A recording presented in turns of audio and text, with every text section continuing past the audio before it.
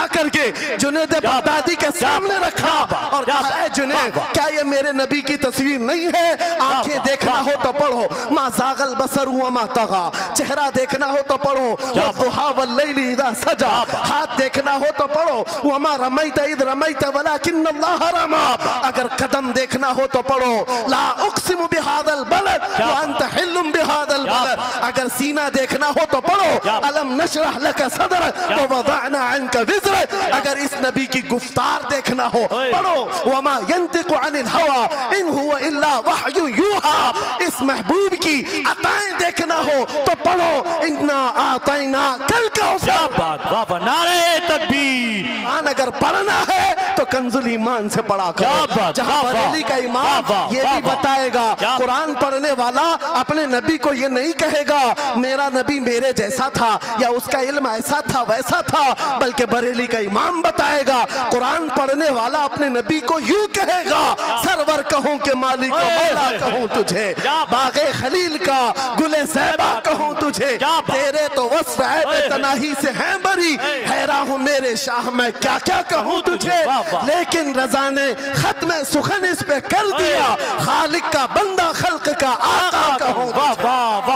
हमारा शिवा है पूरी दुनिया में कि सिर्फ और सिर्फ रसूल पाक की गुलाम कौम ऐसी है जो 1 मिनट में पूरा सन्नाटा तारी कर सकती है। किसी ने एक साहब से पूछा था, वेल ट्रेंड फौज जो होती है, चाहे वो अमेरिका की हो कि रशिया की हो कि जापान की हो, चाइना की हो, उनसे पूछा गया कि अगर 10,000 फौज को सफों में खड़ा करना हो और उनको रेडी करना हो तो आपको कितना टाइम लगेगा?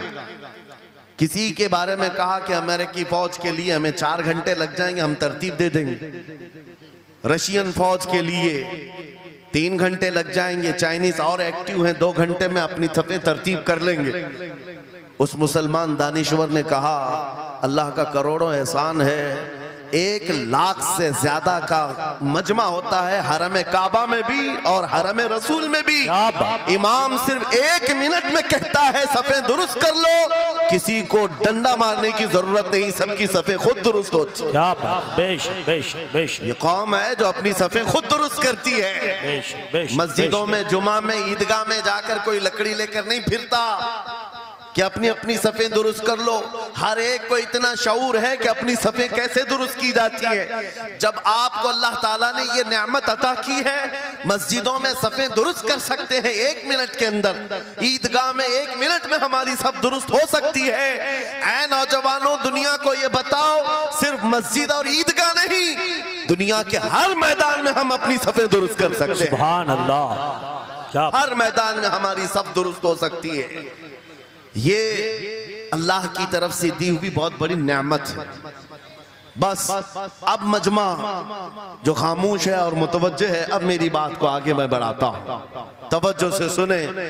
कुरानी उलूम के मुताल्लिक आपके सामने चंद बातें रखूंगा, इसलिए कि मुझे कहा गया बड़ा पढ़ा लिखा मजमा है और मुसलमान के लिए पढ़ा लिखा होना बहुत लाजिम है, इसलिए कि जिहालत इस्लाम का अपोजिट है। जिहालत इस्लाम का अपोजिट है। आपको एक बात मैं बताऊं, जब भी कहा जाता है दौरे इस्लाम, यानी हुजूर सल्लल्लाहु अलैहि वसल्लम की आमद के बाद के हालात को दौरे इस्लाम कहते हैं, उससे पहले वाले जमाने को दौरे जिहालत कहते हैं।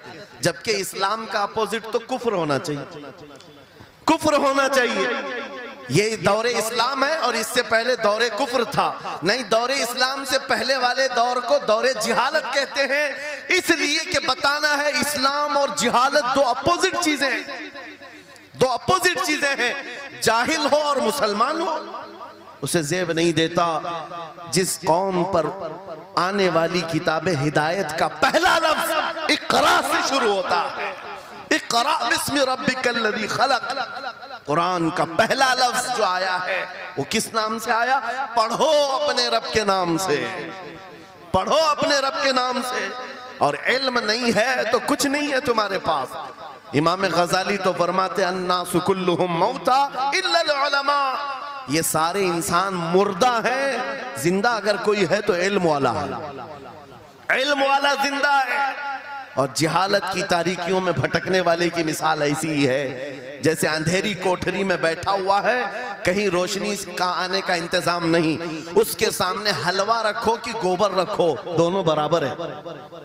जाहिल आदमी के लिए ऐसा ही है, कभी उसका हाथ इसमें पड़ेगा, कभी उसका हाथ इसमें पड़ेगा।